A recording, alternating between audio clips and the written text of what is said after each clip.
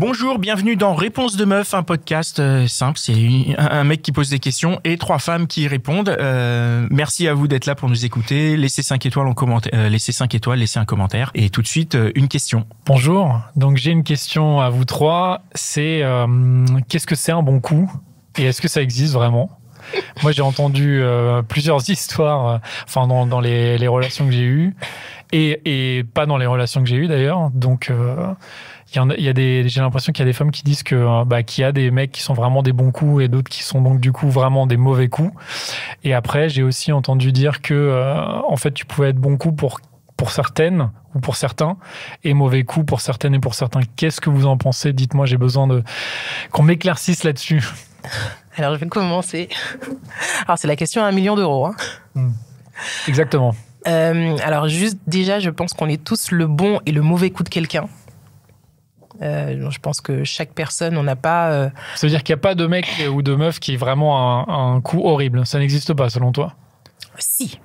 Ça existe quand même. Je pense. Enfin, okay. Horrible. Je pense donc c'est plus compliqué alors, ouais. Je pense qu'en fait, on a tous des sensibilités différentes. Et je pense que quand on parle de bon coup, il va y avoir une question de phéromones, enfin de sensualité aussi, et d'une alchimie qui va se créer avec quelqu'un, d'une sensibilité à l'autre qui va se créer. On peut être également très sensible à l'odeur que quelqu'un va dégager, au ton de la voix de quelqu'un. En fait, il y a plein de petites choses qui vont déjà faire en sorte que... qu'on va être excité, tu veux dire ou... Déjà, parce que ça commence par ça, forcément. Et ensuite, ça va... quand les corps vont se rapprocher, effectivement, ça peut... je perds mes mots. Quand les corps vont se rapprocher, l'entente peut être décuplée ou alors, effectivement, on peut être déçu parce que peut-être que la première partie a été très bien amenée, mais qu'ensuite, on peut ne pas parler la même langue parce qu'encore une fois, par exemple, ne serait-ce qu'au niveau du bisou, le baiser, pour moi, est très important. Et moi, je peux très bien être intéressée par quelqu'un. Si le baiser ne matche pas, c'est mort pour le reste, j'irai pas plus loin. Ah ouais, vraiment, c'est mort. Ah oui. Si la pelle, comme on dit de façon un peu familière, le roulage de pelle, s'il se passe pas bien, si toi, il t'excite pas, c'est...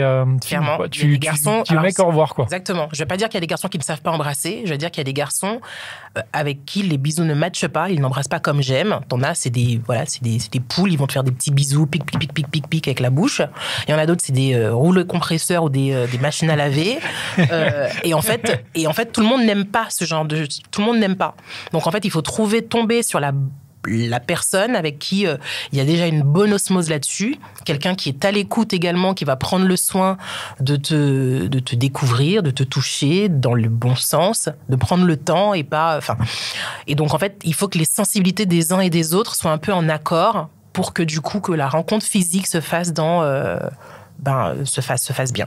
Donc je pense qu'effectivement il y a des bons coups et des mauvais coups, mais je pense que surtout il y a une entente physique qui va se faire par rapport à un individu, avec un individu en particulier ou plusieurs individus, des moments X.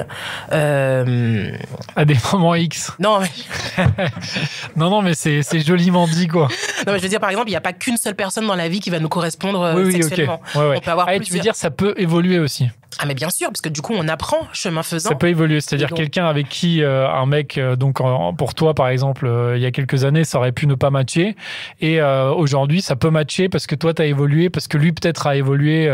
Et inversement. Et inversement, ça peut ne plus marcher. Ah oui. Tout à fait. Moi, j'ai déjà eu le cas où un de mes ex, on s'entendait hyper bien, selon mon souvenir, au lit.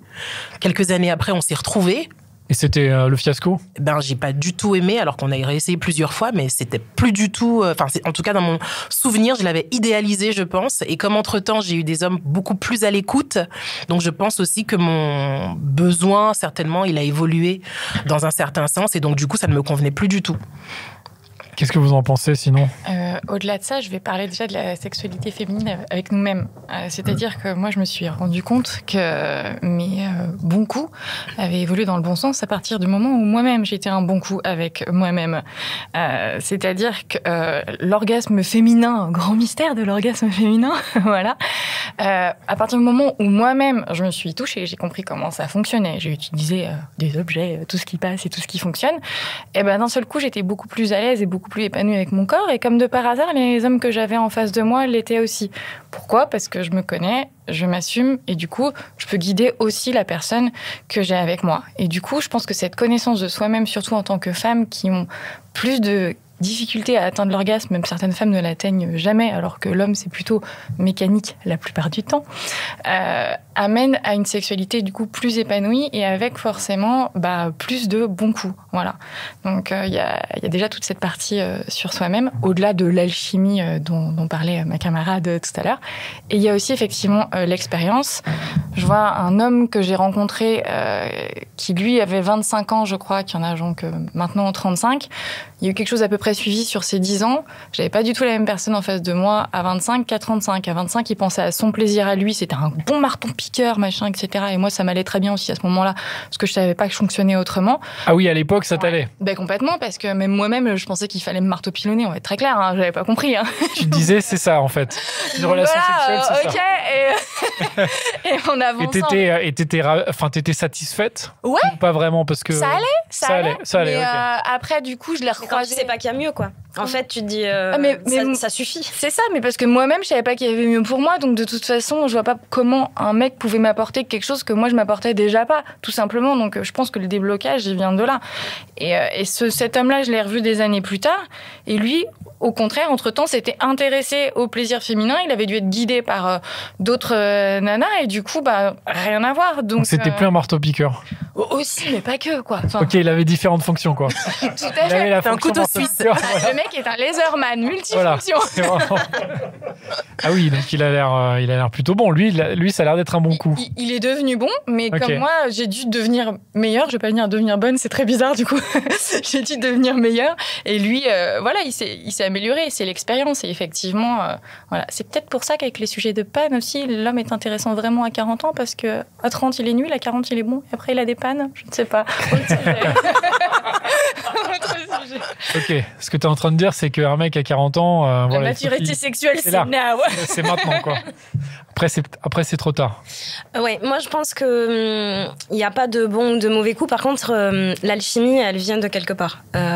C'est parce que la personne en face, elle a une capacité à écouter, une capacité à sentir ce que les réactions que nous on peut avoir en face, la respiration, les frissons, ce genre de choses. Et en effet, je pense que il y a une réelle évolution avec l'expérience, parce que quand je me rappelle mes jeunes années, les hommes, les premières expériences que moi j'ai pu avoir, si j'avais des frissons ou si j'ai respiré un peu plus fort, je suis même pas sûre qu'ils sentaient la différence.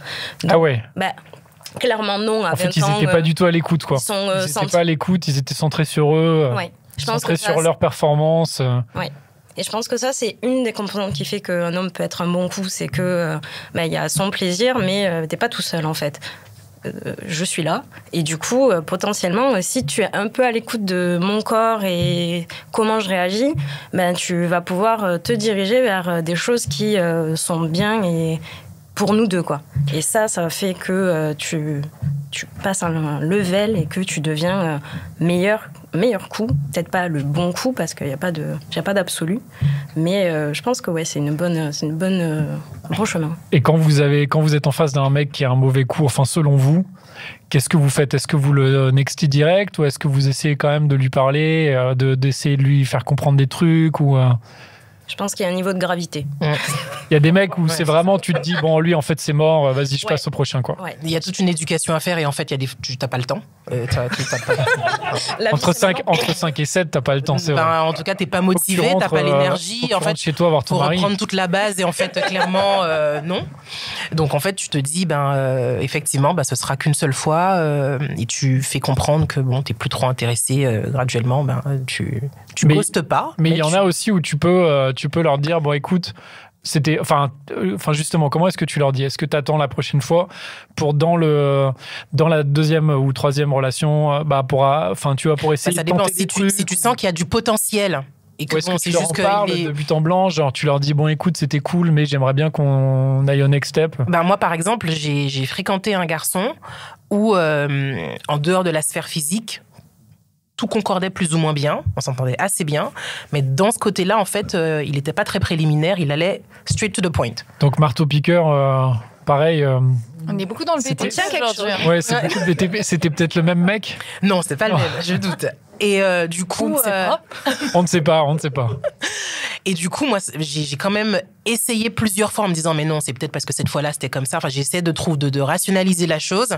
Et vraiment, quand j'ai vu, et j'ai essayé de l'emmener sur mon terrain, voilà, pour lui faire apprécier certaines choses, enfin, ne serait-ce que de prendre son temps, etc. Il adhérait pas. Et en fait, et vu son âge, il avait quand même passé la quarantaine, je me suis dit, en fait, je vais pas lui refaire son éducation sexuelle à ce gars. C'est une question d'éducation déjà, en bas âge, et qu'il a été marié pendant des années. S'il est comme ça aujourd'hui, c'est qu'en fait, il a toujours fonctionné comme ça. Ça va être ultra compliqué de le faire changer et de le faire évoluer. Et donc, du coup, c'est l'une des raisons, pas que, mais c'était en tout cas l'une des raisons qui ont fait qu'on s'est séparés. Moi, je te remercie pour ta question parce que du coup, j'ai réfléchi et je me rends compte que j'ai pas eu de mauvais coups depuis très longtemps. Donc hier, ça veut dire que je les sélectionne de mieux en mieux. C'est pas mal. Du coup, je m'écoute de plus en plus et ça veut dire que certainement, je sais rapidement, avant d'entamer l'étape suivante, si la personne ou non va si on va bien s'entendre, et parce qu'a priori c'est des choses, je pense, qui se déterminent à l'avance et pas forcément directement avec l'acte, parce que comme on parlait d'alchimie tout à l'heure, entre le regard, l'odeur, le fait de s'embrasser, etc., toute cette alchimie qui est autour, tu sais en fait si oui ou non ça va fonctionner. Et après, si ce ne sont que des détails mécaniques, j'ai envie de dire, les choses de toute façon elles se mettent en place au fur et à mesure. Donc quelque part, ne pas tomber sur un mauvais coup, ça veut dire que tu choisis, ça veut dire bien choisir. Ça veut dire bien choisir, voilà. Bon, merci beaucoup. Ta question a été répondue, c'est bon? Ouais, elle a été vite répondue, mais ça va. Super, merci beaucoup. Et voilà, c'était encore un super épisode de Réponse de Meuf. Je suis sûr que tu connais au moins 5 personnes qui se posent la même question. Alors, partage ce podcast autour de toi, par SMS, par WhatsApp, dans ton Facebook, sur Snapchat, sur Twitter, TikTok, partout. Même sur LinkedIn, n'aie pas honte. Et si t'en veux plus, écoute nos autres podcasts, Les Gentilshommes, La Hotline des Gentilshommes et Réponse de Mec. Allez, ciao!